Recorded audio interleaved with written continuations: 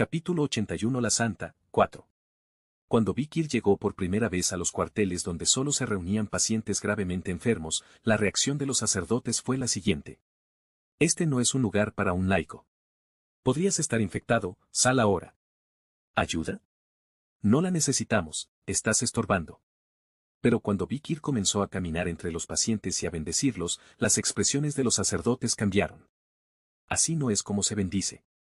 Vikir le dijo al sacerdote que estaba usando el poder divino en una mancha roja en la pierna de un paciente.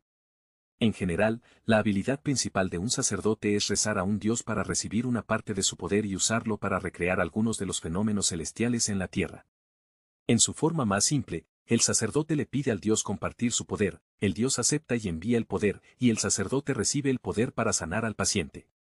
Si el paciente también cree en el mismo Dios, la solicitud de poder del sacerdote al Dios se convierte en una especie de garantía, y el efecto de curación se amplifica. En resumen, más poder divino está disponible para el mismo creyente. Esto es especialmente cierto si el sacerdote o el paciente tienen una conexión profunda con los dioses, como a través de la oración prolongada o la evangelización. Esto era similar a la correlación entre la calificación crediticia de un banco y los préstamos. Pero los sacerdotes solo podían usar el poder divino dentro de ciertos límites. ¿Cuánta piedad has tenido? ¿Cuán célibe, cuánto sacrificio, cuánto oraste, cuántas veces dijiste el nombre de Dios, cuánto donaste, cuánto te ofreciste como voluntario y cuánto tiempo te has dedicado a Dios limitaría la cantidad de poder sagrado que podrías ejercer? Un sacerdote con 1 poder divino podría realizar un milagro, y un sacerdote con 10 poderes divinos podría realizar 10 milagros. Esto era sentido común. Pero Vikir lo sabía. Como un sacerdote con 1 poder divino podría realizar 10 milagros, y un sacerdote con 10 poderes divinos podría realizar 100 milagros. Hay un concepto conocido como venta en corto. Era un método engañoso descubierto por los sacerdotes en la era de la destrucción mientras luchaban por compensar su creciente falta de poder divino. En el comercio, vender en corto significa vender lo que no tienes. En el comercio, vender en corto significa vender algo que no tienes, lo que significa que no lo tienes, pero lo vendes por adelantado para obtener el dinero y luego lo compras más tarde para pagarlo. Cuando llegó el momento de la destrucción, muchos sacerdotes desesperaron ante la avalancha de demonios y la aún mayor cantidad de pacientes. Sus propios poderes divinos no fueron suficientes para detener la catástrofe. Entonces los dioses de la religión Run, observando, idearon un plan. Aumentaron drásticamente la cantidad de poder divino disponible para los sacerdotes que habían actuado bien y consistentemente. Esto permitió a los sacerdotes de alto rango realizar muchos más milagros de lo habitual en tiempos de crisis. Pero aún así, todavía no tenían suficiente poder sagrado. Los demonios y bestias que salieron del mundo del petróleo devastaron literalmente el mundo humano. Los dioses se volvieron aún más desesperados. Fue entonces cuando los sacerdotes comenzaron a despertar. Comenzaron a liberar poderes divinos que normalmente hubieran sido impensables. Incluso sus vasijas de maná vacías pudieron ejercer poder divino. Actúa primero, informa después. Hagamos un milagro y veamos qué sucede. Cualquier poder divino que hayas acumulado de antemano se puede usar más tarde con interés para compensarlo o recuperarlo, pero debes usar todo lo que puedas obtener de inmediato. El viaje de crear y usar poder divino y luego devolverlo a través de actividades fieles. Algunos lo llaman, tomar prestado poder divino, algunos lo llaman, vender en corto poder divino, y algunos, de manera autosuficiente, lo llaman, suplicar por poder divino. Incluso aquellos que no eran sacerdotes y habían matado a muchos demonios podían usar algo de poder divino, ya que en ese momento matar demonios para ganar karma, experiencia, se consideraba una actividad religiosa. Vikir había matado innumerables demonios, y el karma se había acumulado bien, almacenado en su alma. Esto era cierto incluso después de su regresión. Como tal, el Vikir actual es el único que puede ejercer el poder divino sin ser sacerdote. Sin embargo, había una ligera limitación en el uso del poder sagrado sin ser miembro de Run, solo se podía hacer dentro de un santuario. Donde Vikir se encontraba actualmente era el reino de la fiel Wabadis, y por lo tanto, un santuario. Vikir se acercó al hombre gimiendo y extendió la mano. Pit. Un débil flujo de poder divino comenzó a sanar el cuerpo del paciente. Los sacerdotes, con los ojos bien abiertos ante la visión del sagrado poder de Vikir, se apresuraron a mirar. Era la primera vez que veían a alguien que no fuera sacerdote de la casa Wabadis utilizando el poder sagrado. Además, Vikir era un maestro en el uso eficiente del poder sagrado. Eso también lo he aprendido sobreviviendo a la era de la destrucción. Los sacerdotes atendían apresuradamente a un paciente. Mirando por encima de sus hombros, Vikir aprendía cómo usar el poder divino. Era simple, en realidad. Una simple verdad, abrir la herida con un bisturí y dejar que el poder sagrado se filtrara directamente hacia la herida principal. Se desperdiciaba mucho poder divino al realizar milagros tocando la piel, tomándose de las manos o bendiciendo desde lejos. En cambio, era más eficiente canalizar el poder divino concentrado en la fuente del dolor. Vikir tomó su bisturí e hizo pequeñas incisiones en los puntos enrojecidos, canalizando el poder sagrado a través de la sangre que fluía. El santuario de Wabadis estaba lleno de gracia, y Vikir podía aprovechar una cantidad significativa de poder sagrado. Por supuesto, como no era sacerdote, no podía usarlo por mucho tiempo.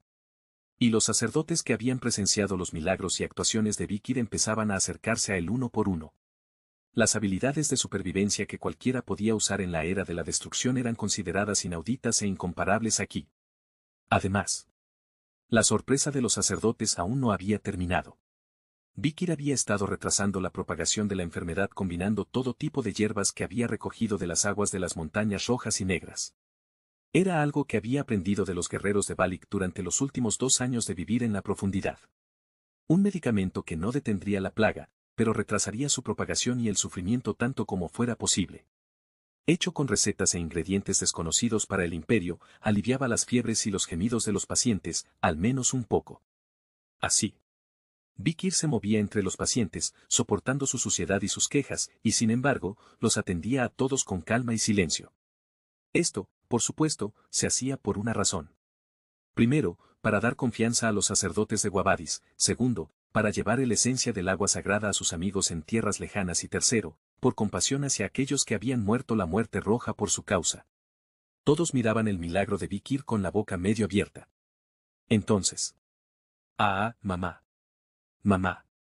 Un niño llora, sacudiendo el cuerpo de una mujer que está tendida. El cuerpo de la mujer todavía estaba pálido, aunque habían aparecido algunos puntos rojos. El problema era que su cuerpo estaba peligrosamente débil incluso en este estado. Vikir puso su mano en la cabeza del niño. No te preocupes. Voy a curar a tu madre enseguida. Después de decir esto, Vikir retiró la enfermedad del cuerpo de la mujer. También sacó un montón de monedas de oro de su bolsillo y se las entregó al niño. La enfermedad es enfermedad, pero tú estás desnutrido. Y usa esto para comprar comida y leña para cuidar a tu madre. El niño baja la cabeza avergonzado, con la cara cubierta de lágrimas y mocos. Luego, al ver que el niño recibe el dinero, muchos enfermos se acercaron a Vikir. También ellos extendieron sus manos en busca de dinero. Uno de los sacerdotes estaba desconcertado y le dijo a Vikir: No ayudas materiales, no hay límite, tendrás que darles todo el dinero que tienes. Vikir se encogió de hombros. ¿Por qué no habría un límite? Sin duda, hay un límite al dinero en mi bolsillo, y simplemente tendré que darlo todo.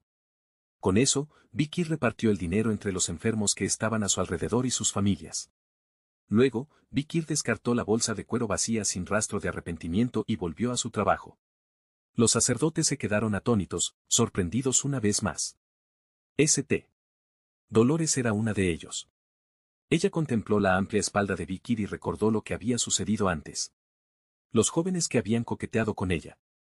Se jactaban de su noble estatus y vasta riqueza, regalando donaciones y suministros a los barrios pobres. Pero su actitud era arrogante, y en sus corazones despreciaban y menospreciaban a los pobres. ¿Pero qué pasa con Vikir? No dudó en dar todo el dinero que tenía en su bolsillo. Aunque la cantidad era pequeña, fue un gran acto de compartir y sacrificio. Por eso es que la Biblia dice que un mendigo que da un plato de gachas puede ser más noble que un hombre rico que da 1000 monedas de oro. Dolores pensó en silencio.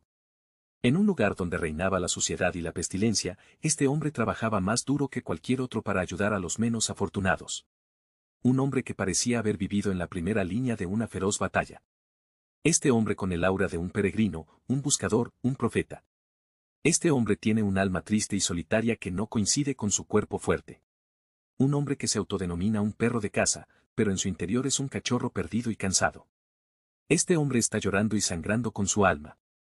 ¿De dónde diablos viene?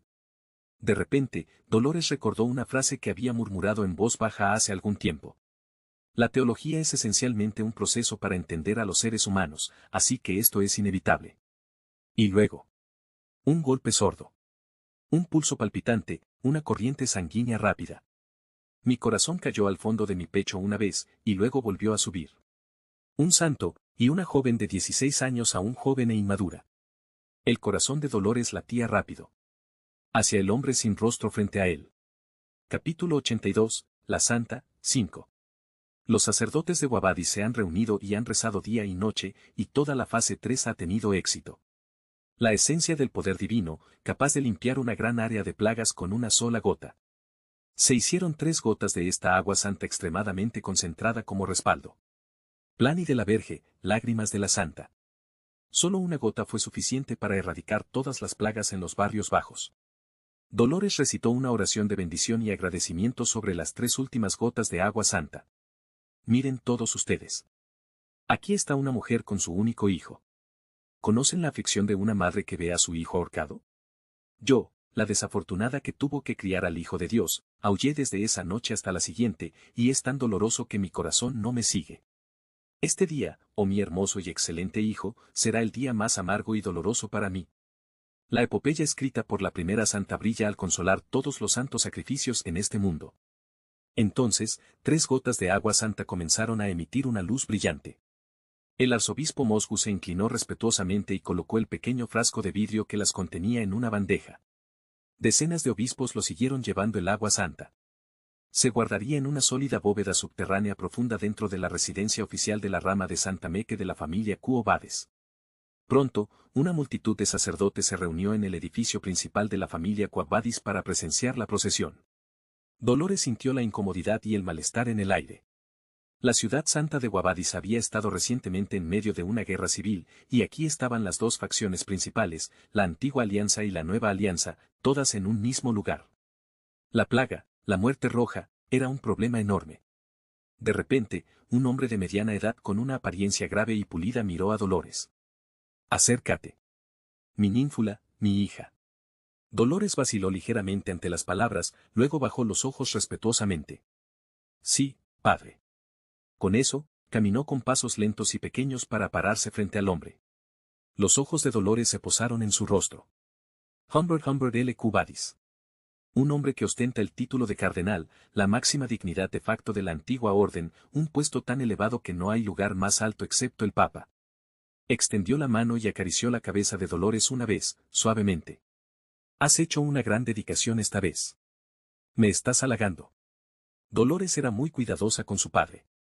Era un comportamiento típico para un dúo padre-hija, pero también era común en familias numerosas, por lo que nadie lo consideraba extraño. Humbert, por otro lado, reconoció el comportamiento recatado de Dolores y asintió. Muy bien. Dame un informe de lo que ha estado sucediendo. He estado trabajando en un informe, ¿puedo dártelo de inmediato? Es mejor decirlo en voz alta. La escritura es rígida. Dolores asintió en silencio a las palabras de Humbert. Usaremos el primer lote de lágrimas de la Santa para limpiar todas las vías fluviales que corren bajo tierra en St. Meque. ¿Has encontrado la fuente de la plaga? Sí. Era un pozo no registrado en lo alto de los barrios bajos. Dolores era una investigadora nata. Era miembro del club de detectives de la academia cuando era estudiante de primer año. Dolores centró sus investigaciones en pacientes de los barrios bajos, en su mayoría niños, y pudo asegurar varios testimonios de avistamientos fantasmales en un pozo. Cuando los niños afirmaron que un fantasma había maldecido el pozo, Dolores fue a investigar. Efectivamente, el pozo estaba fuertemente contaminado con la plaga, y encontró un frasco de vidrio en el que supuestamente el asesino había colocado las bacterias de la plaga. Y además. Y mientras investigábamos el área, encontramos un objeto sospechoso. Aquí es donde se detiene el informe. Ante la mirada inquisitiva de Humbert, Dolores sacó la evidencia, envuelta en un paño limpio. Los ojos de Humbert se abrieron al verlo. Esto es. Una única daga. Con una gran serpiente grabada en ella, era inequívocamente el símbolo de Leviatán.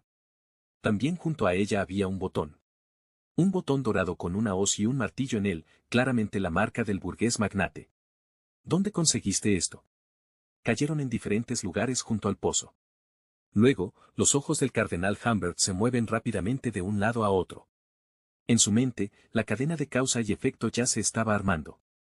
Dijiste que la estructura de la plaga parecía haber sido creada artificialmente. Para crear una plaga de esta magnitud, no solo se necesitaría un conocimiento íntimo de venenos, sino también enormes fondos de investigación. ¡Bam! El cardenal Humbert pisoteó una vez con fuerza. El suelo de mármol blanco se agrietó y las dos columnas de piedra a su alrededor se derrumbaron. Declaro una cruzada.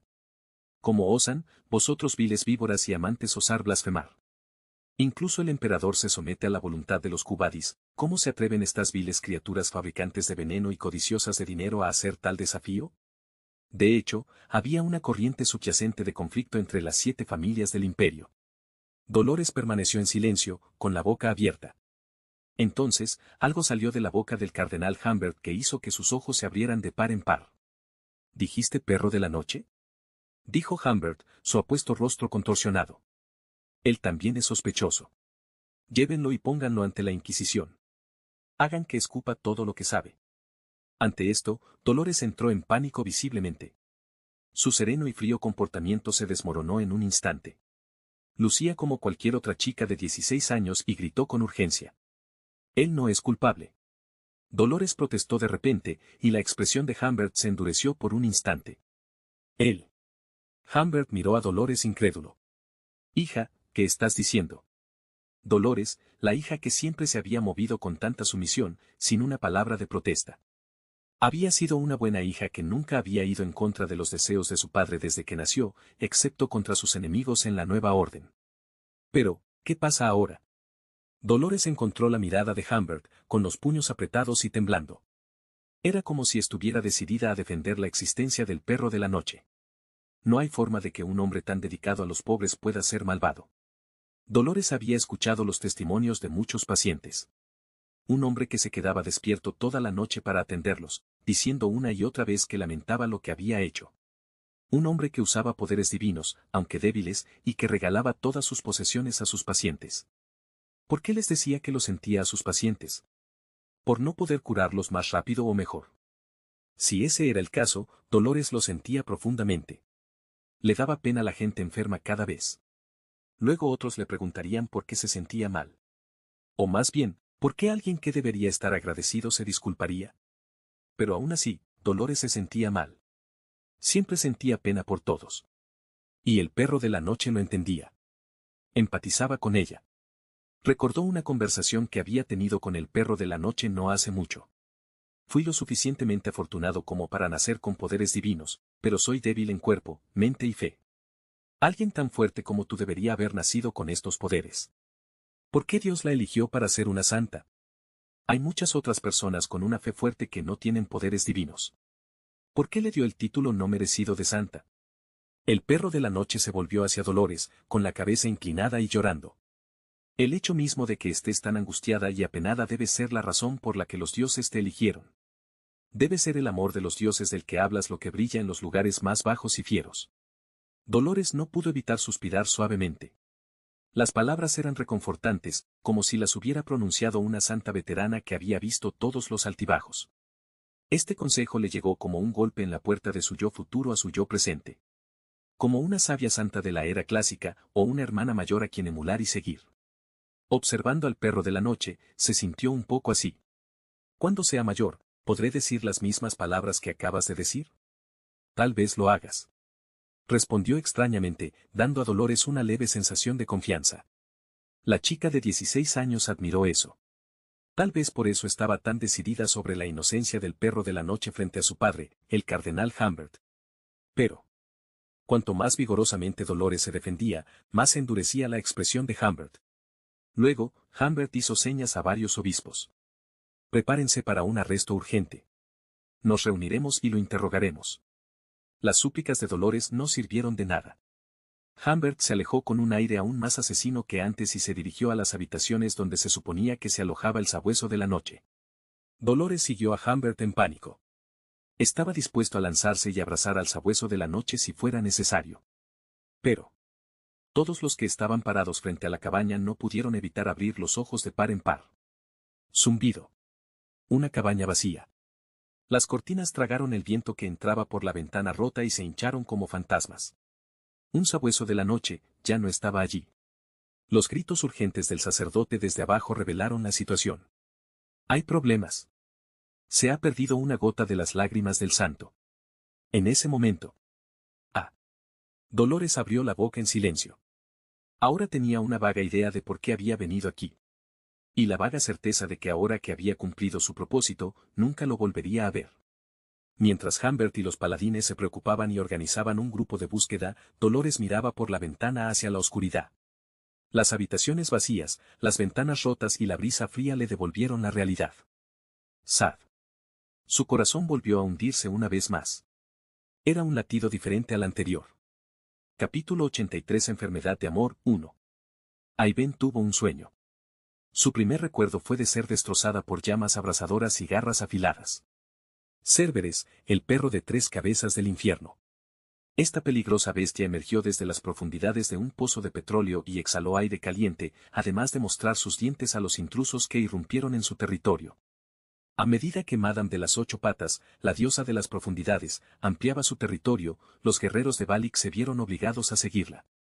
Inevitablemente, se vieron envueltos en una disputa por el territorio de caza con Cérberes y finalmente lograron alejar al dueño original del reino.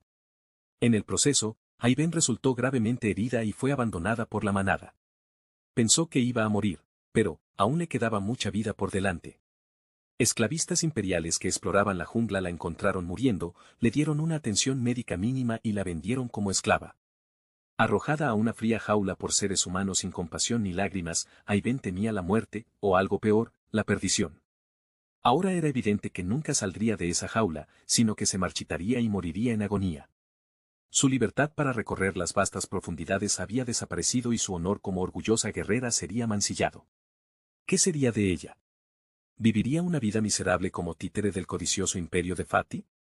¿O se convertiría en una esclava gladiadora, condenada a luchar contra demonios hasta el día de su muerte, para acabar como una simple pieza de carne en las mesas de glotones gourmets que ansían carne humana?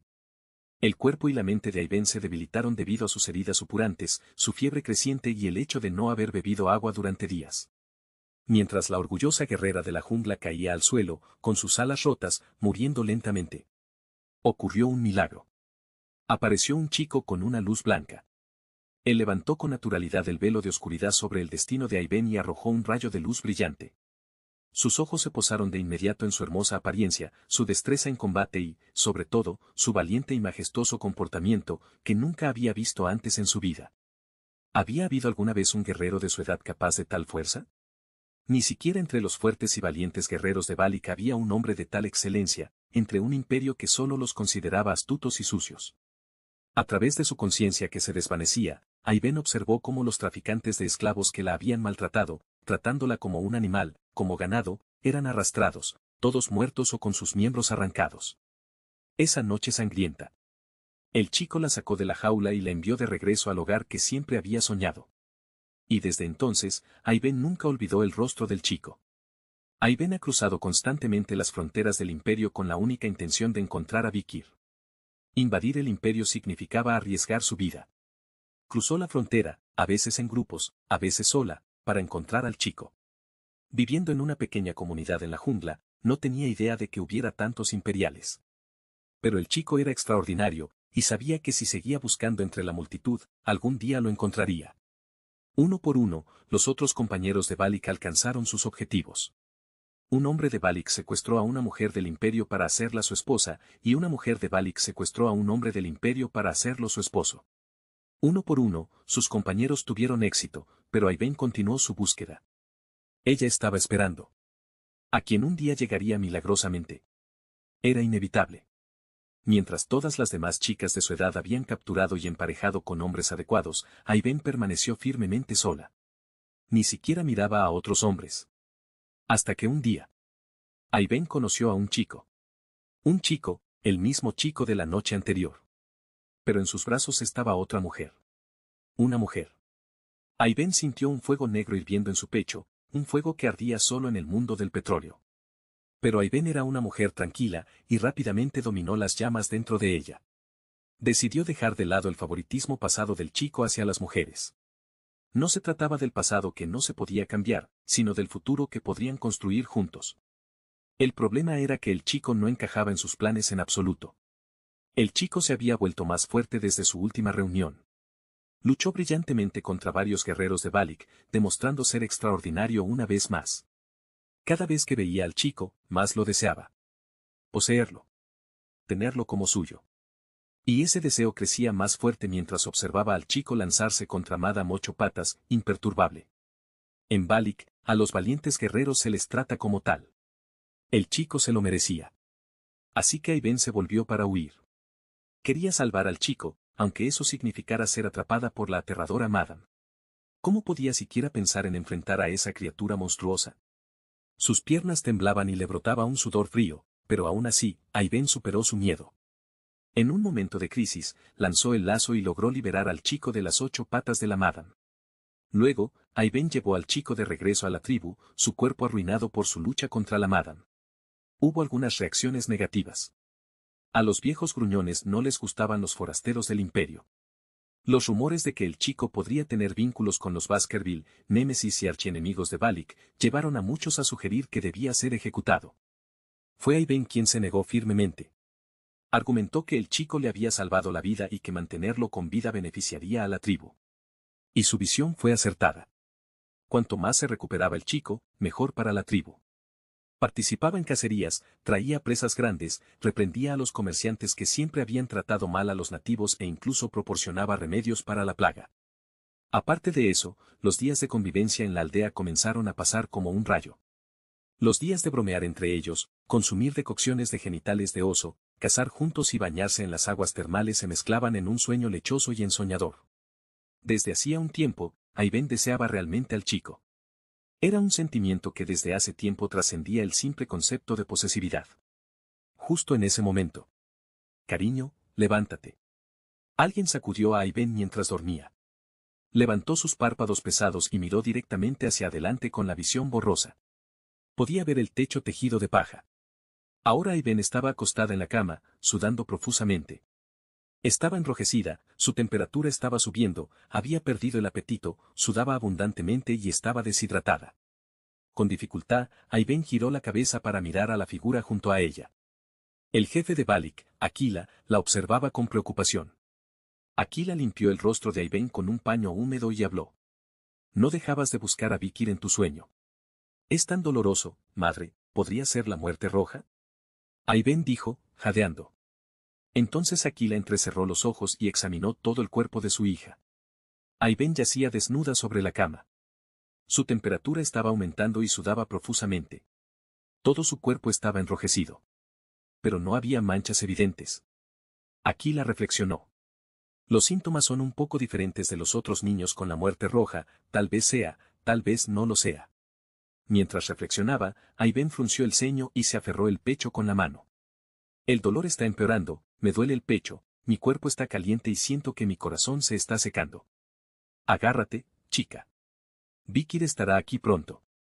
Él es el hombre al que mandaste a buscar. Estoy bien sin él, no va a volver. Pero a pesar de sus palabras, la angustia de Aiben es palpable. Se volvió hacia Aquila, casi suplicante. Madre, nunca antes había estado tan enferma, al punto de culparte por haberme dado a luz. No debería estar así, pero las palabras, ¿por qué me diste a luz?, siguen saliendo de mi boca. Mientras Aiben sollozaba, Aquila la abrazó. No con la majestuosidad de una jefa, sino con la compasión de una madre. Querida mía. Aquila habló suavemente a Aiben. Hace mucho tiempo. Tu padre y yo plantamos una pequeña semilla en la tierra. Fue la primera vez que Aquila le contó la historia de su padre, y Aiben escuchó atentamente a través de su conciencia que se desvanecía. Aquila continuó. Tu padre plantó una semilla en el suelo y tu madre la regó todos los días. Pronto, la semilla brotó y después de unos meses, se convirtió en una flor saludable y hermosa. Aquila sostuvo el rostro de su hija Aiben entre sus manos.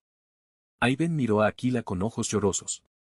Una cálida y tierna emoción surgió entre madre e hija que era difícil de describir. Finalmente, Aquila terminó.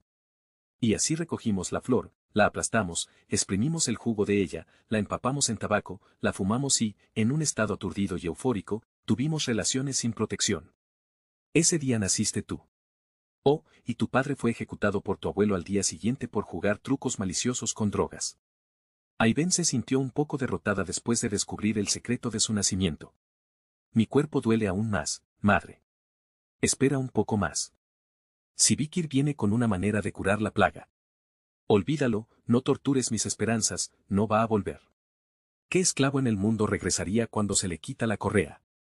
En ese momento, la conversación entre Aquila y Ayben se vio interrumpida. Un alboroto estalló fuera de la puerta. ¡Guau! Están aquí. Vikir. Vikir ha vuelto. Una cura. Ha traído una cura. Aquila, que tenía buen oído, escuchó los gritos de alegría de su tribu. Volvió la cabeza, su rostro iluminado. ¿Ves, hija? No te lo dije. Pero Aquila no pudo terminar su frase. Un estruendo. En un instante, se levantó y salió de su asiento, atravesando la pared. Como si no hubiera estado enferma antes, descendió del árbol y corrió a toda velocidad. Aquila la miró con la boca abierta, incrédula. ¿No era esa una muerte roja? Jaja. Capítulo 84. Enfermedad de amor, 2. El sabueso de la noche ha regresado. Cuando Vikir volvió al pueblo de Balik, la peste roja se había extendido por las tierras. Balik construyó una casa sobre el agua y levantó un dique para contenerla, por lo que los daños fueron pequeños, pero las condiciones de otras tribus vecinas eran verdaderamente miserables. Aún fue el primero en salir cuando escuchó que Vikir había regresado. Corrió hacia él, con el rostro lleno de lágrimas, y en cuanto vio a Vikir, se abrazó a él. ¿Has vuelto? Aún había estado visiblemente afectado durante días. Apenas había comido o dormido desde que su única hermana, Aul, había enfermado con la peste roja, y todo lo que había hecho era cuidarla. Aún tomó la mano de Vikir entre gruesas lágrimas. Gracias por volver. Eres un chico leal. No importa si no trajiste la cura, el simple hecho de que hayas vuelto así. Parecían malinterpretar porque Vikir había regresado con las manos vacías. Pero Vikir definitivamente la había traído consigo. Un milagro que curaría a todos sus amigos en las profundidades. Sígueme. Vikir arrastró a un aturdido Aún, dirigiéndose directamente a sus barracas. Las barracas de Aún, justo cerca de la entrada del pueblo, donde Aún yacía gimiendo. Ella fue la primera en ser golpeada por la peste roja, por lo que su estado era el peor. Su rostro ahora estaba partido en dos, pero estaba limpia, libre de suciedad y malos olores, gracias al buen cuidado de Aún. Sin pensarlo dos veces, Vikir sacó el frasco de lágrimas del santo. ¡Pau! Las lágrimas del santo que llevaba en el bolsillo aún no habían abierto el frasco, pero aún así emanaba un fuerte poder divino. Sorprendentemente, la luz que emanaba de las lágrimas del santo fue suficiente para expulsar la peste roja del cuerpo de Aul. Las manchas rojas estaban desapareciendo. La enfermedad que la había atormentado durante tanto tiempo desapareció con tanta facilidad. Los ojos de Aún se ensancharon hasta llenarse de lágrimas ante la milagrosa escena. El hecho de que estuviera congelado en su lugar, sin poder ni siquiera gritar, lo delataba. Aún acarició el rostro de Aul con una mano temblorosa. Su rostro estaba contorsionado y sudoroso, pero Aul estaba dormida, luciendo más relajada de lo que había estado en mucho tiempo. Solo podía gemir y sudar con dificultades. Vikir. Aul llamó sin aliento, y luego unas cuantas veces más en rápida sucesión. Vikir. Vikir. Vikir. Vikir. El tono era cuidadoso pero reverente, como un sacerdote devoto pronunciando el nombre de Dios en oración, con infinita confianza, cariño y alegría. Y lo mismo ocurrió con los allegados más cercanos de Aún. Amigos que tuvieron que presenciar el dolor y la tristeza de un amigo al que confiaban sus vidas. Ellos también no pudieron evitar entonar su nombre vigorosamente frente a su milagrosa capacidad para disipar toda su ansiedad, amargura, impotencia y frustración con un solo golpe. Vikir. Vikir. Vikir. Vikir. Vikir. Los fuertes guerreros de Balik golpearon sus pies y vitorearon tan fuerte que la casa flotante casi se derrumbó. Pero Vikir permaneció tranquilo en medio de toda la emoción. Acababa de curar a un paciente. Todavía quedaba un largo camino por recorrer. Vikir se dirigió a Aún y a los demás guerreros de Balik. ¿Cuántos pacientes tienen? Unos 30, incluyendo a Aul. Vikir asintió. Todavía era un número relativamente pequeño, uno que se podría controlar temprano. Pero no debían bajar la guardia. Vikir planeaba no solo destruir todo el plan del venenoso maestro Leviesen, sino también absorber todos los efectos secundarios. ¿Y las otras tribus? Preguntó Vikir, y Aún respondió con una mirada sombría. No hay esperanza. Algunas de ellas han sido casi exterminadas, otras tribus que no construyeron casas flotantes. Pero aquellos que siguieron tu consejo y construyeron casas flotantes han sufrido menos. ¿Cuántos pacientes hay exactamente? No lo sé, pero hay muchos, como manadas de búfalos en esos campos montañosos. Algunos miles. Vikir tomó una decisión. Reúnan a todos los pacientes de las otras tribus. ¿Otras tribus? Pero hay tantas curas. No te preocupes, hay suficientes. Aprovechemos esta oportunidad para mostrar respeto a las otras tribus. Al escuchar las palabras de Vikir, los rostros de Aún y los otros jóvenes guerreros se iluminaron. ¿Por qué deberían preocuparse por las otras tribus? No es inusual que las tribus estén relacionadas por amistad o sangre, incluso si son desconocidas en tierras lejanas. A menudo tenían disputas por matrimonios y cacerías, pero tenían una historia de unirse en tiempos de crisis. Al escuchar las palabras de Vikir, los guerreros de Balik salieron volando del pueblo para difundir la buena noticia. Mientras tanto, los ojos de Vikir brillaron mientras miraba las lágrimas de la santa. Podemos aprovechar esta oportunidad para presionar mucho a los Baskervilles. Vikir planeaba aprovechar esta oportunidad para unir al enemigo y a las fuerzas bárbaras de las Montañas Negras. Baskerville es un espadachín de hierro cuya misión principal es explorar y destruir al enemigo y a las Montañas Negras.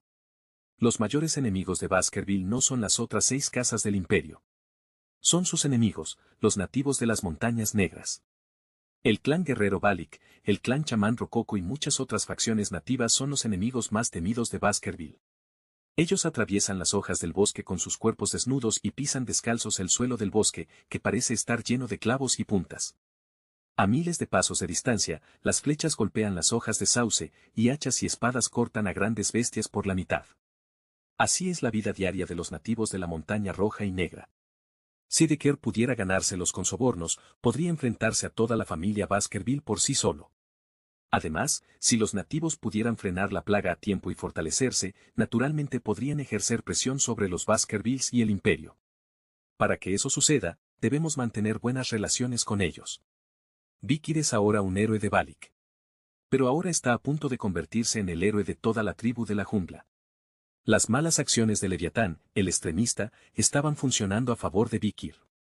Nos estamos quedando sin tiempo. Debemos apresurarnos antes de que aumente el número de muertes. Usando la luz de las lágrimas de la santa, Vikir curó a todos los pacientes de Balik. Ahora solo quedaba purificar la fuente de agua. Las lágrimas de la santa debían ser rociadas sobre los manantiales de la jungla, sobre los ríos que fluían desde los lugares más altos y se extendían por todas las tierras bajas. Vikir se movió rápidamente. Había estado viviendo aquí durante 2 años y ya sabía dónde estaban las fuentes de agua. Y con él vino toda la tribu. Incluso algunos de los enemigos más inusuales de Balik inclinaron la cabeza al entrar, incluido el chamanístico Rococó, conocido por su canibalismo, y el Berserker Renacimiento, cuya tribu entera podría enfrentarse a una compañía entera del imperio con un solo hacha. Cuando el jefe Aquila los condujo a todos hacia la fuente de agua. Todos pueden beber de esta agua. Vikir roció las lágrimas de una santa en el río. De repente, una luz brillante emanó de todo el vasto río. Era una vista hermosa, como si la Vía Láctea en el cielo nocturno hubiera descendido a la tierra y estuviera fluyendo. Hipnotizados por esta luz misteriosa, los nativos recogieron espontáneamente agua del río con las manos. Y ocurrió un milagro. La muerte roja comenzó a desaparecer. ¡Oh! Toda la jungla estalló en un grito que parecía llevarse todo. Aquila, el jefe de Balik, exclamó emocionado. Vikir, debo nombrarte chamán de nuestra tribu. El zorro nocturno alaba al sabueso nocturno. Todas las otras tribus reunidas aquí aclaman a Vikir, cada una en su propio idioma y gestos. Todos tienen diferentes formas de expresarse, pero todos quieren expresar lo mismo. Las expresiones de amor, respeto y gratitud eran conmovedoras. Los pacientes de la plaga, ya fueran familiares, amigos o ellos mismos pacientes, se arrodillaron ante Vikir y le mostraron el máximo respeto. Esto significa que todos en la jungla están agradecidos a Vikir. Incluso los ancianos torcidos que habían sido vistos desfavorablemente dentro de Balik se inclinaron profundamente ante Vikir. Era una gratitud sincera por salvar a sus hijos, hijas, yernos, nueras, nietos y nietas. Mientras tanto, Vikir buscaba a alguien además de tratar a innumerables pacientes. Un rostro del que había escuchado que tenía la muerte roja, pero no podía entender por qué no podía verlo. Vikir buscó durante mucho tiempo, pero el rostro que buscaba no se encontraba en la multitud de pacientes. Justo en ese momento. Ta ta ta ta ta ta. El sonido de unos pasos. Solo por el sonido, Vikir supo que la persona a la que buscaba había llegado. Volvió la cabeza. ¡Pac! Algo se precipita hacia mí a toda velocidad y choca contra mí. ¡Ahí ven! Ella avanza rápidamente y envuelve su cuerpo con los brazos de Vikir. ¡Sad! Los músculos se tensan, los huesos gritan. Tuve que aumentar el maná porque pensé que me rompería la espalda en el momento en que me apartara. Después, Vikir agarra la mejilla de Aiben mientras ella entierra su rostro en su pecho.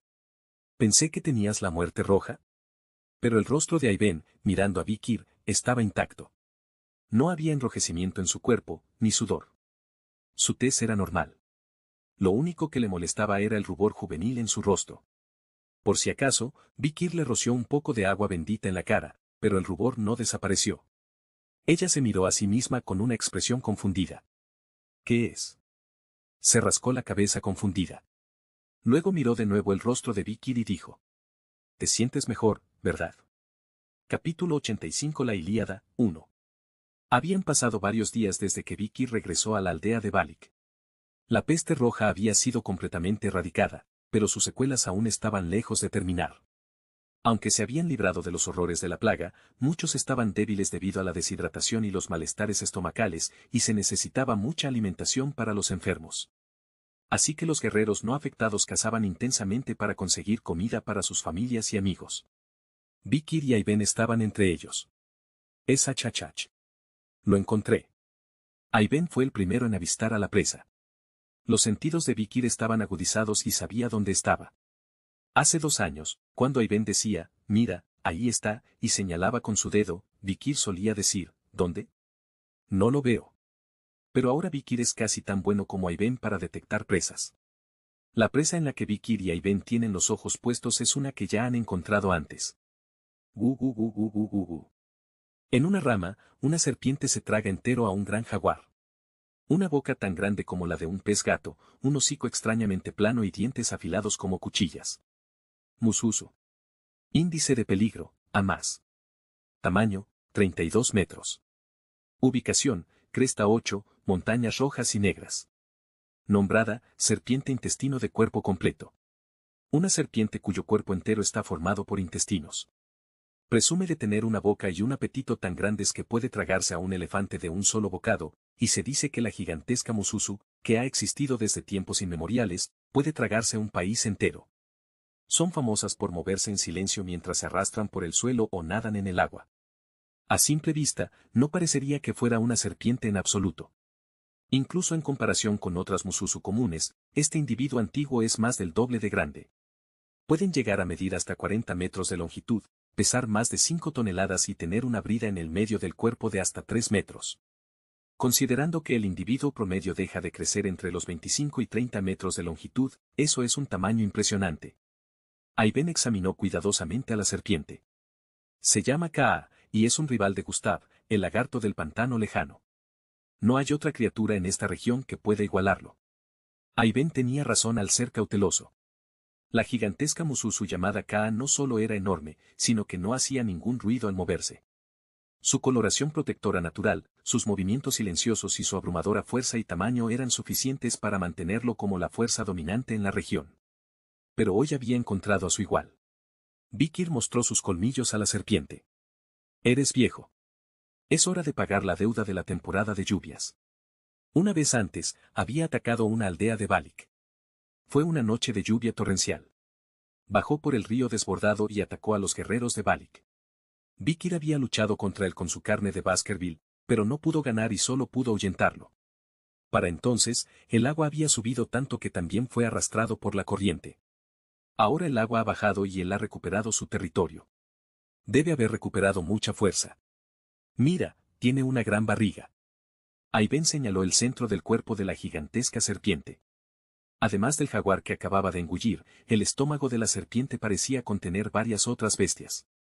Podía verse como el cuerpo de la serpiente abultaba en varios lugares con la forma de un collar de perlas. Aiben tensó su arco. Si lo atrapamos, Podremos obtener la otra carne que hay dentro y al estar tiernizada, será perfecta para alimentar a los pacientes. Estoy de acuerdo. Vikir colocó una flecha en su arco.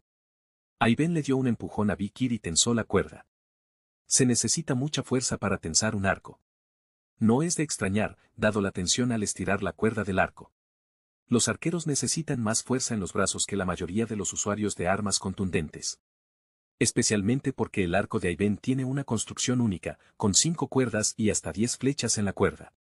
Lograr esto requiere al menos varios cientos de kilogramos de fuerza muscular.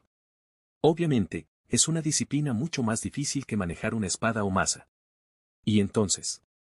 Puf puf puf. Las flechas cargadas de aura vuelan, apuntando al cuello de Kaa. Es achachach. Para cuando Kaa se da cuenta, las flechas ya están clavadas en su garganta. Pit. Vikir desenvaina su espada mágica, Bielzebub. Kaa cierra inmediatamente la distancia, apuntando a Ayben, pero Vikir había estado esperando eso. Vikir ataca con una ráfaga de flechas, pero en cuanto Kaa está lo suficientemente cerca, Vikir lo corta bajo la barbilla con Bielzebub. Snap. Las duras escamas se rompen por la mitad y brota sangre roja. En niveles de Grayuate intermedios a avanzados, el aura se vuelve espesa y pegajosa, casi indistinguible de la sangre. Vikir sigue empuñando su espada, esquivando el recorte de dragón de Kaa mientras esté alrededor de él. En este punto, Kaa intenta contraatacar. Bush. Bush. Se atraganta y vomita algo. Vikir reconoce inmediatamente las intenciones de Kaa. Vomita la presa en su estómago para aumentar su movilidad. Era un patrón de ataque típico de criaturas parecidas a serpientes. Una vez que han consumido una gran comida, pueden acostarse y permanecer inmóviles durante meses, y si necesitan escapar rápidamente mientras tanto, vomitarán la comida en sus estómagos para aligerar sus cuerpos y poder huir. Kaa había perdido su territorio durante un tiempo debido a la inundación del río durante la temporada de lluvias y no había podido alimentarse mucho. También había quemado muchas calorías flotando por el río y luchando contra Vikir, por lo que debe estar hambriento. Como tal, está consumiendo actualmente una gran cantidad de comida para recuperar sus fuerzas. Con el estómago lleno, sus movimientos son naturalmente lentos y torpes. Gurgle, gurgle, gurgle. Kaa quiere vomitar todos los enormes trozos de carne de su estómago. Eso solo podría reducir su peso en casi 2 toneladas. Pero. No puede ser. La flecha de Ayben interrumpe el vómito de Kaa. Dispara otra flecha, y otra, hasta que se aloja cerca de su úvula. El objetivo es el jaguar que acaba de tragarse. Las flechas de Ayben penetran las escamas que Vikir había abierto, perforan la dura carne y se alojan en el cuerpo del jaguar en el esófago de Kaa. Era como si enormes clavos hubieran sujetado el cadáver del jaguar al esófago de Kaa. Naturalmente, los cuerpos de las otras criaturas que Kaa intentó vomitar solo se acumularían debajo del jaguar clavado e inmóvil, sin poder pasar por el esófago. Al final, Kaa se queda con un grotesco cuello hinchado, incapaz de expulsar el contenido de su estómago. Por eso, el movimiento se vuelve más antinatural, y incluso la vista detrás de él está limitada por la capucha y costillas que se hinchan como las de una cobra. De muchas maneras, esta es una buena noticia para Vikir, que había estado apuntando a los puntos vitales de ataque de la serpiente, la nuca y la barbilla. Quasak. Vikir extiende Bielzebub y corta el extremo de la columna vertebral de Kaa, el cordón nervioso que conecta su cuello con su cerebro. Un chorro de líquido cerebral, médula ósea y sangre brota. Baskerville carnívoro, devorador de carne. Los 6 dientes emboscados se entierran en el cuerpo de Kaa, implacables y persistentes. Pau, pau, pau, pau. Sad. Vikir golpea obstinadamente y golpea las heridas que le habían sido infligidas. Cava y cava y cava, desgarrando la carne, destrozando huesos y cortando fibras nerviosas. Incluso. Ayben había estado apuntando al trasero de Kaa todo este tiempo. ¡Boom! Flecha tras flecha se aloja en los genitales de la serpiente. ¿Cómo lo está haciendo? Vikir suspira interiormente ante la actitud relajada de Ayben incluso en este momento crítico. Y entonces. ¡Sam! La furiosa serpiente levadura, Mususu, se estrella contra el suelo. Había pasado mucho tiempo desde que había atrapado un gran pez. Asterisco asterisco asterisco. Los guerreros de Balik se han reunido para un asalto. Han estado trabajando duro para cuidar a los enfermos. Bagre, salmón, carpa y otros peces engordados por la temporada de lluvias. Langostas grandes y viejas langostas del río Salt. Todo tipo de setas nutritivas, raíces, bayas y otros ingredientes se reunieron para hacer la sopa. El subadulto de buey que aún había atrapado anteriormente fue su mayor logro hasta el momento. Pero el regreso de Vikir, Ayben y el lobo Bakira vuelve a cambiar las cosas. Aún golpeó a Vikir en la espalda y se rió a carcajadas. No importa lo que haga, no puedo vencerte. Ja ja ja. Se necesitaron todos los guerreros y lobos de Balik para levantar y llevar a la serpiente gigante. El viejo rey, que había gobernado durante mucho tiempo este rincón de las profundidades, se redujo a una masa desgarrada de carne. La carne magra se asó, ahumó, cocinó al vapor y salteó. Los huesos se convirtieron en caldos, medicinas y otras cosas.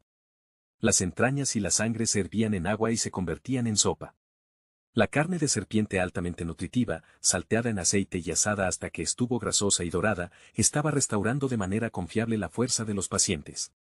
Además, la carne de los otros animales en el estómago de Kaa era lo suficientemente tierna como para ser comida por los pacientes más jóvenes. Todos están agradecidos a Vikir, mostrándole respeto y amor. Pero en medio de toda la atención, Vikir tenía otras cosas en mente. Me alegra haber atrapado a Mususu. Valió la pena. El premio mayor había sido ganado. Los ojos de Vikir se iluminaron cuando vio el alma de Mususu ocupando una de las 3 esferas de la espada mágica Bielzebub. Vuelo desenfrenado, Bielzebub, /diagonal punzón. Menos una ranura, quemadura, Cerberus, ay. Ranura -2, talón silencioso, Mususu, ay. Ranura -3, Sacrem, Osbear, a. El movimiento de Mususu K está en marcha. La pasiva de Vikir es Silent Hill, que replica la habilidad de la serpiente de no hacer ningún ruido cuando se mueve. Talón silencioso. Incluso si estás dando vueltas, puedes girar sobre tus talones para crear el mismo efecto que si estuvieras caminando sobre cáscaras de huevo. Esta era una habilidad engañosa que podría ser increíblemente útil para sobrevivir en las profundidades, y aún más para asesinatos, sigilo, emboscadas e incluso anotaciones. Además, la capacidad de Vikir para disparar un arco resultaría invaluable en el futuro. Debe ser similar a la habilidad de silenciar el sonido que Adolf el Loco usó en el pasado. Una vez, cuando Adolf atacó la partida de caza de Balik para recuperar un camil, la magia de silencio resultó muy útil. Vikir asintió mientras veía que las cuentas en la base del mango de Bielzebub brillaban de rojo por el espíritu de Mususu. Justo en ese momento, una voz atrajo la atención de todos, incluido Vikir. El chamán ha terminado su ritual. El centinela gritó, y el ambiente en la aldea se volvió repentinamente amargo. La muerte roja acababa de comenzar, y el misterioso Aeman, que había entrado al templo para ofrecer sacrificios y curar a los enfermos, finalmente había emergido. Capítulo 86 La Ilíada, 2. Aeman descendió del altar después de una larga ceremonia. Su cuerpo estaba empapado en sudor por los sacrificios ininterrumpidos que había estado haciendo durante los últimos días. Al bajar del altar, vio que toda la aldea estaba desierta y rió. Debe haber sido afectada por la plaga en este momento. En realidad, él ya sabía de antemano que la muerte roja estaba llegando a Balik. Cosas extrañas han sucedido. Después de todo, fue Aeman mismo quien ayudó a Levaíesen a desatar la muerte roja en la selva. De hecho, él había estado en contacto con el mundo exterior durante bastante tiempo. Ya sea ayudando a los Levaíesen a realizar pruebas clínicas de nuevos medicamentos o venenos en los nativos desprevenidos en el agua, o ayudando a familias burguesas en sus prácticas comerciales injustas. A cambio del suministro secreto de nativos por parte de Aeman para probar venenos y medicamentos, los Levaíesen le darían libremente nuevos venenos o nuevos medicamentos, lo que a su vez establecería la autoridad del chamán. La autoridad del chamán se establecía liberando secretamente un veneno para envenenar a un objetivo y luego usando el medicamento para curar al objetivo y ganar su confianza. Enfermedad y medicina. Si alguien no le obedecía, secretamente lo envenenaría y lo enfermaría. Este veneno no solo afectaría al paciente, sino también a sus amigos y familiares. En la atmósfera estrechamente unida de Balik, esto era algo natural. Solo cuando la vida del paciente parecía estar en peligro, Aeman intervenía. Realizaría un ritual convincente, liberaría una poción y curaría al paciente, y su familia y amigos se convertirían en sus devotos seguidores. La autoridad del hombre era indiscutible, y su familia y amigos se inclinaban ante él. Recientemente, había sentido que la autoridad del chamán estaba disminuyendo y estaba al borde de una crisis. Los más jóvenes, incluida la hija del jefe, Ayben, nunca habían estado enfermos o envenenados antes, por lo que no sabían cómo respetar la autoridad del chamán. Esto empeoró con la llegada reciente del extraño, un recién llegado no deseado del imperio. Los jóvenes salían de casa sin las bendiciones del chamán y otros rituales se consideraban innecesarios y supersticiosos. Luego vino una propuesta de la familia Levahiesen. Estoy pensando en llevar a cabo un experimento de pestilencia a gran escala en el agua. Aemon tragó saliva ante las palabras del mensajero de los Levahiesen, que estaba envuelto en un manto negro. El mensajero de los Levahiesen le entregó el patógeno de la plaga roja y su antídoto. Debía propagar la plaga cuando fuera el momento adecuado, y el antídoto cuando fuera el momento adecuado. A través de este ensayo, Levahiesen esperaba controlar la población de los nativos de la montaña roja y negra y acumular datos clínico-patológicos para romper nuevas barreras. Al cooperar activamente, Aemon buscaba elevar la autoridad del chamán en la tierra. Así que liberó secretamente la muerte roja en el río y ahogó a innumerables personas en él. Ahora que la plaga ha golpeado y todos están vagando por la naturaleza, hará una gran entrada, liberará el antídoto, calmará la situación y disfrutará del poder de un jefe. Incluso los jóvenes arrogantes que lo habían menospreciado ahora lo mirarían con respeto y admiración. Incluso he infectado a mi nieta, solo por si había alguna duda. La situación era perfecta, había convertido a su propia nieta en una víctima de la plaga para evitar sospechas de que había liberado deliberadamente el veneno y se había establecido a sí mismo. Esta fue la idea de Aemon. Mientras caminaba hacia el centro del pueblo, no pudo evitar rascarse la cabeza. La aldea estaba abrumadoramente desierta. Los enfermos, sus familias y amigos eran inherentemente vulnerables, buscando un lugar en el que apoyarse. Deben haber depositado todas sus esperanzas en el ritualista, pero nadie vino a recibirlos. ¿Ya se han ido todos? Aemon frunció el ceño. ¿Había sido la plaga más fuerte de lo esperado y había matado a todos en Balik? Eso sería un problema. Deben estar enfermos hasta el punto de la muerte. Uno debe estar vivo para convertirse en seguidor. Aemon cosió la bolsa que contenía el antídoto que había hecho en Levahiesen a su lado y cruzó rápidamente la plaza del pueblo. Pero los cuarteles a su alrededor estaban desiertos. Solo una rana croaba en una piscina vacía en el suelo. Entonces, Aemon se quedó congelado en su lugar. Un denso humo se elevaba desde un rincón de la aldea. Y podía ver a cada rostro que conocía reunido allí. Todos los habitantes de Balik estaban allí, todos juntos. Riendo y charlando alegremente, escogiendo montones de carne. La boca de Aemon quedó abierta de par en par. ¿Cómo? ¿Cómo podían estar tan bien, cuando seguramente los había visto en las garras de la muerte roja tan solo momentos antes? Se frotó los ojos con el dorso de la mano, pero nada cambió. Y lo que es más, la mujer frente a él, revolviendo la olla hirviente con una cuchara, no es otra que su nieta, Aul. La mandíbula de Aemon cae aún más cuando se da cuenta de que su nieta está completamente curada. Da la espalda a lo inimaginable. Corre a la luz de la luna, cruza los límites de la aldea y se dirige hacia la fuente de agua, el mismo río donde liberó la muerte roja. Huck, Huck. Corriendo como el viento, llegó a la fuente de agua en un abrir y cerrar de ojos y una vez más se horrorizó. La fuente de agua, que debería haber sido contaminada por la muerte roja, seguía fluyendo con agua cristalina. La blanca restinga de sal seguía ahí, al igual que las carpas que nadaban río arriba por la cascada. Los monos que deberían haber sido infectados y muertos por la muerte roja saltaban de un árbol a otro, y los niños de las otras tribus que habían venido a atrapar las carpas lucían saludables. No había señales de muerte en ninguna parte. De ninguna manera, de ninguna manera. Aemon se tiraba del cabello. El momento. ¿Por qué te sorprende ver a tantos de ellos vivos? Hubo una punzada que le atravesó los pulmones. Giró la cabeza, furioso. Entonces apareció un chico detrás de él. Vikir. Sus ojos rojos brillaban ante Aemon. Asterisco asterisco asterisco. Mientras tanto, Vikir había llevado a todos los guerreros de Balik aquí, incluidos Aiben y Aun. Aiben recordaba claramente lo que Vikir les había dicho. Tan pronto como termine el ritual, Aemon verificará a los aldeanos y, cuando vea que están bien, volverá corriendo aquí. Porque él fue quien esparció la muerte roja por la jungla. Vikir había escuchado acerca de las malas acciones de Aemon antes de su regresión. No podía recordar el nombre de Aemon, pero al menos recordaba que tenía un contacto en Balik que había propagado la muerte roja, y que el contacto era un anciano en la posición de chamán. El enemigo y la mitad de los nativos de las montañas negras fueron asesinados entonces. Para cumplir su codicia, Aemon esperó a que la plaga alcanzara su punto máximo. Planeaba aparecer en el momento justo y convertirse en el salvador de toda la jungla. Pero Aeman erró en su cálculo. La plaga se había descontrolado y la mayoría de los pacientes estaban muriendo en masa. La carnicería que siguió fue tan horrenda que quedó registrada en la historia del imperio. Eran los civiles indefensos y débiles los que morían a manos de los intereses creados. Aunque el uso adecuado de veneno y medicina es un medio de control para un chamán, Aeman había cruzado la línea. Y durante mucho tiempo. ¿Qué es? Aeman fulminó a Vikir con ojos cautelosos, pero no hizo nada. Todos los guerreros de Balik ya lo rodeaban. Jóvenes y ancianos por igual, todos lo miraban. Con ojos asesinos. Era enloquecedor para Ahmed, que esperaba ser mirado con respeto. ¿Cómo curaron la plaga? Aeman no encontraba palabras.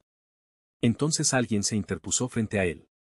Su rostro se puso pálido al reconocer al hombre. El zorro nocturno, jefe de Balik.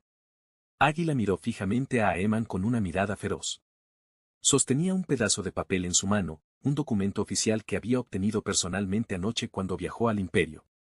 La Casa Sagrada Qubadis ha declarado una cruzada contra el Leviatán extremista, acusándolo de desarrollar y liberar artificialmente una plaga conocida como la Muerte Roja. Esta es una declaración que exige la verdad sobre la Muerte Roja. Ya veo, ¿y por qué me lo enviaste? Chamán. ¿Te parece extraño, verdad? ¿Por qué la plaga que los leviatanes han estado estudiando ha estallado aquí en las profundidades? Yo no lo sé. Acabo de salir del altar después de hacer un sacrificio para la completa recuperación de los miembros de la tribu. Entonces Aquila levantó la mano, interrumpiendo a Aeman. Intercambió una mirada con Vikir a su lado antes de hablar. Nada de eso. Me gustaría ver qué hay en esa bolsa de tu cintura. Capítulo 87. La Ilíada, 3. Aeman estaba en pánico. Su plan de liberar el antídoto tan pronto terminara el ritual, curar a todos y convertirse en el héroe de Balik, había sido desviado desde el principio. Había esperado ganarse el respeto de todos, pero no había funcionado de esa manera. La mayoría de los guerreros de Balik lo miraban con desdén. Pero aún estaba desconcertado. No sabía cómo se había curado la peste roja, pero debía recibir miradas tan hostiles solo porque el ritual del chamán no había funcionado. No ayudaba, pero las reacciones eran demasiado frías para eso. Pero las preguntas de Aeman fueron respondidas por las siguientes palabras de Aquila. Nada de eso es necesario. Quiero ver qué hay en esa bolsa en tu cintura. Por un momento, su corazón se hundió. Aeman apenas se aferraba a su mente, que se estaba desvaneciendo. ¿Qué podría ser? ¿Por qué el jefe querría ver la bolsa en su cintura, y en este momento? Es difícil decirlo a menos que sepas algo. ¿Te diste cuenta siquiera? Siendo la persona responsable de propagar la peste roja en las aguas, era natural que le doliera el estómago. Aquila presionó a Aeman. ¿Qué estás haciendo? Quita esa bolsa de mi vista. La autoridad del jefe es absoluta. Una vez dada la orden, no hay apelación posible. Pero el viejo chamán estaba tan desconcertado que negó la autoridad del jefe. No puedo mostrarte esto, no puedo mostrarte esto. Estaba tan agitado que no sabía lo que estaba diciendo. Pero las consecuencias fueron graves. Antes de que pudiera terminar, los rostros de todos los guerreros se pusieron rígidos. Los guerreros más jóvenes suspiraron y sacudieron la cabeza, y los más ancianos fruncieron el ceño. El respeto y lealtad de los guerreros hacia su jefe eran profundos, sin importar la generación, así que no había forma de que Aeman saliera bien parado. Es un sinvergüenza, y aprovecharé esta oportunidad para hacerlo pagar. Hasta aquí el capítulo, nos vemos en el próximo vídeo. No te olvides de dejar tu me gusta o comentario que nos ayuda a crecer y para que YouTube recomiende el vídeo a más personas.